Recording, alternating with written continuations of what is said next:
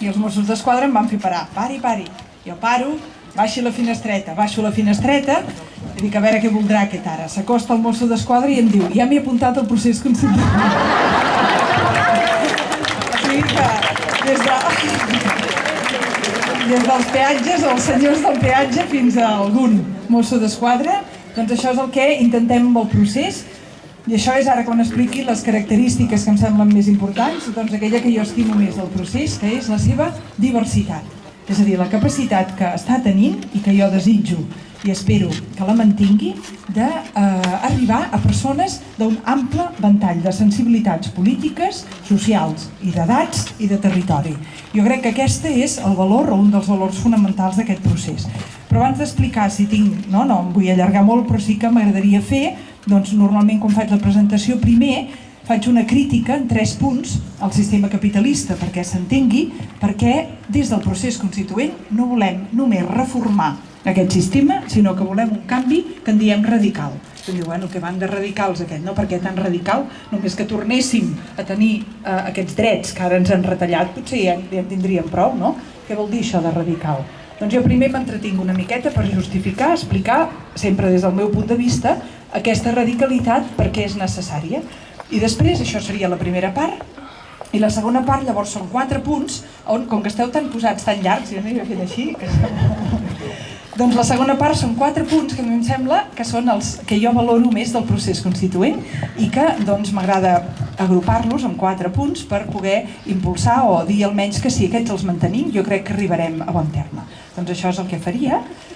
I començo. Doncs amb aquests 3 punts començaré amb un exemple perquè el primer punt que tinc de crítica al capitalisme és el fet que el capitalisme s'erigeixi com el defensor, com l'elit, com el representant, el sistema socioeconòmic millor que coneixem per defensar la llibertat. Això es diu, no?, a vegades, i en canvi es contraposa això amb un altre sistema socioeconòmic que suposadament seria el millor que coneixem per defensar la igualtat, i això seria el socialisme o el comunisme, tot aquest altre àmbit.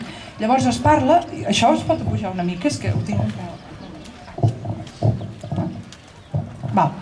Llavors es parlaria com si hi hagués persones que, donat que suposadament, perquè veureu que tot això ara ho estic exposant i llavors en faré una crítica, suposadament no es pot tenir llibertat i igualtat, doncs hi hauria persones que dirien, posats a sacrificar, jo sóc dels que prefereixen sacrificar una mica de llibertat per tenir més igualtat. I suposadament aquestes persones serien de l'òrbita socialista. I llavors hi hauria unes altres persones, suposadament, que dirien, no, si se n'ha de sacrificar algun, jo prefereixo sacrificar igualtat per tenir més llibertat. I aquests serien, suposadament, de l'àmbit capitalista. Doncs bé, això que de vegades s'ha plantejat així a nivell teòric, jo crec que és un debat fals, i que és un debat fals, primer, perquè llibertat i igualtat no es poden separar, no han anat mai separades a la història, i si ho separem no tenim ni l'una ni l'altra. Però a més, perquè si ara ens fixem en aquesta banda del capitalisme, això que el capitalisme sigui, no en la teoria, no en el discurs, sinó a la pràctica, i no avui, sinó des dels seus inicis, des dels inicis de la industrialització occidental, que sigui el representant de la llibertat, que sigui un sistema socioeconòmic que allà on s'instaura es crea més llibertat per la majoria de la gent, això històricament és fals, no es pot demostrar. I per tant, per això la fal·làcia, el primer punt de crítica ètica al capitalisme, tinc 3 punts, el primer punt li dic la fal·làcia de la llibertat capitalista. Ens omplim la boca des del capitalisme amb la noció de llibertat, i el que faré primer és una mica d'anàlisi molt breu, més teòric, que seria el següent. Si ara jo parlo d'una noció de llibertat que digués la meva llibertat acaba on comença la teva. Que això ho diem de vegades? I pot semblar una definició de llibertat bastant acceptable, no? Perquè em diu, bueno, tu respectes l'altre, la meva llibertat acaba on comença la de l'altra persona. Però si un ho analitza d'una forma una mica més crítica, dius, a veure un moment, si la meva llibertat acaba on comença la teva, si jo vull tenir més llibertat, què t'ha de passar a la teva llibertat? Doncs que no n'has de tenir menys, no? A no ser que tu et puguis expandir cap a l'altre cantó, però algú sempre haurà de patir. Per què? Perquè aquesta noció de llibertat que sembla neutra, i que potser moltes de nosaltres hem fet servir de vegades, en realitat és una noció de llibertat competitiva. És una noció de llibertat que darrere té una visió antropològica de rivalitat, una noció antropològica de territorialitat. Per això li dic capitalista, una llibertat capitalista concebuda com una llibertat contraposada a la dels altres. Tenim en la història alguna altra manera de parlar de la llibertat que ara puguem comparar amb aquesta? Doncs sí, hi ha una tradició que es diu la tradició anarquista que ha dit una cosa com ara la que diré. Jo no seré lliure fins que tots, no siguem lliures.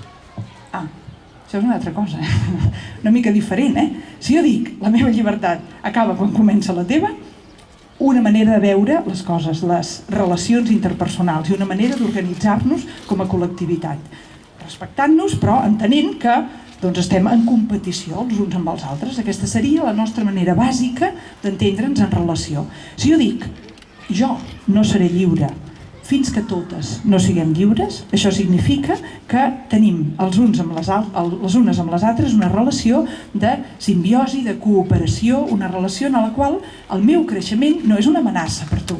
El meu creixement és una font de creixement per tu. El meu creixement t'ajuda a tu, no t'amenaça o no és un perill per tu. M'explico amb això?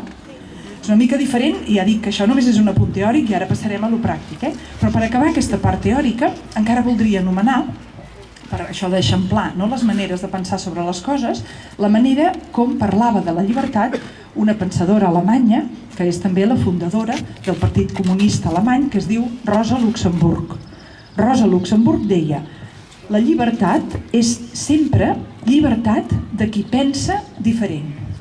Tornaré a dir, la llibertat és sempre llibertat de qui pensa diferent.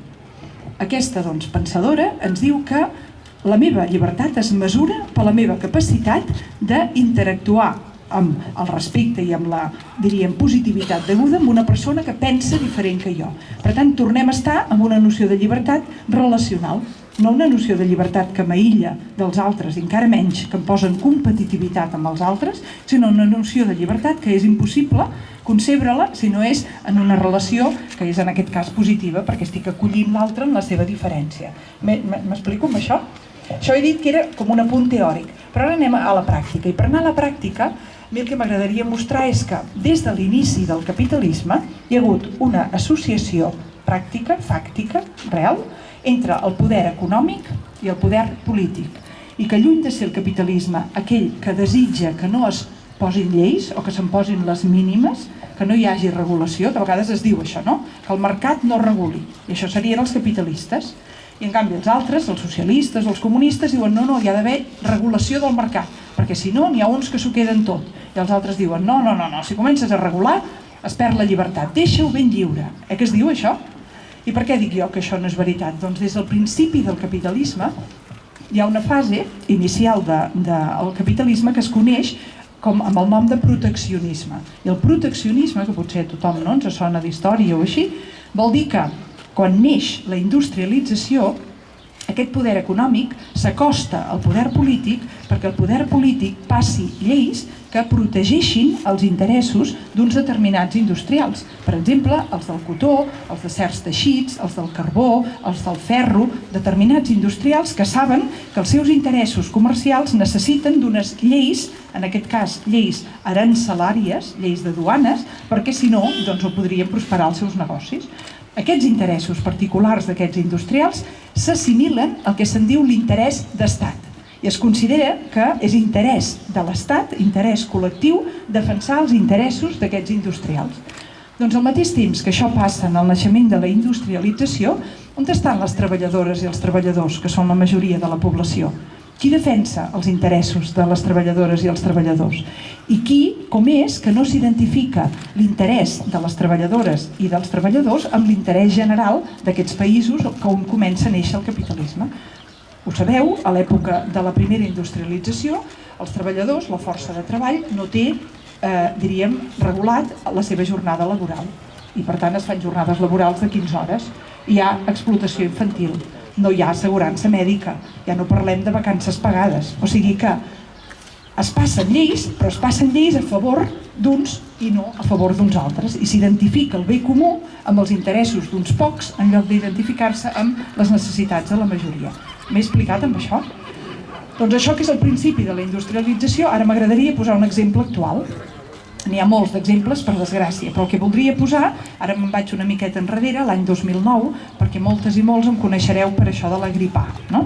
Que vaig fer aquell vídeo, que vaig dir que doncs, aquesta alarma que s'estava generant a nivell mundial per una grip que se suposava o deien que podria matar milions de persones, a mi em semblava, i a d'altres persones també, i amb aquestes també, em semblava que era una alarma que no tenia base científica. Però ara no he vingut a parlar d'això, o sigui, ara no faré l'explicació d'això, ara vull fer una altra cosa, que és, a mi em semblava això, que no tenia base científica, però ara deixem això aparcat i diem, posem-nos en la tessitura de les autoritats sanitàries internacionals i de les autoritats polítiques nostres i de tots els països, que sí que es pensaven que això era una cosa greu, que era una alarma sanitària internacional, que era veritat, que podien morir milions de persones i que per tant per això posaven aquest to d'extrema alarma en els seus comunicats públics i per això hi va haver molta part de la població que es va espantar, que feien servir mascaretes i que van començar a témer que hi hauria una situació de cataclisme internacional. Posem-nos en la tessitura d'aquestes autoritats per dir que les mateixes autoritats que van parlar d'aquesta possibilitat de milions de morts, les mateixes autoritats van permetre que la vacuna de la grip es donés en patent a 4 companyies farmacèutiques. Les mateixes autoritats. I això què vol dir, que es donés en patent a 4 companyies? Que us en recordeu que hi va haver un temps que sortia en els diaris una alarma que deia potser no hi haurà prou vacunes per tothom. Us en recordeu d'això? Això ho vam llegir, no? Ho posaven. O clar, si només hi ha 4 companyies farmacèutiques que les fabriquen per tot el món, potser no n'hi haurà per tothom. Però qui se li acut? Si estem en alarma sanitària mundial, si està en joc la vida, com ens deien, de milions de persones, què vol dir donar en patent? Vol dir fer passar per davant, fer passar els interessos comercials de 4 companyies per davant de la vida de la major part de la població. Aquest és el sistema que tenim i aquest és el sistema que jo no vull de cap manera.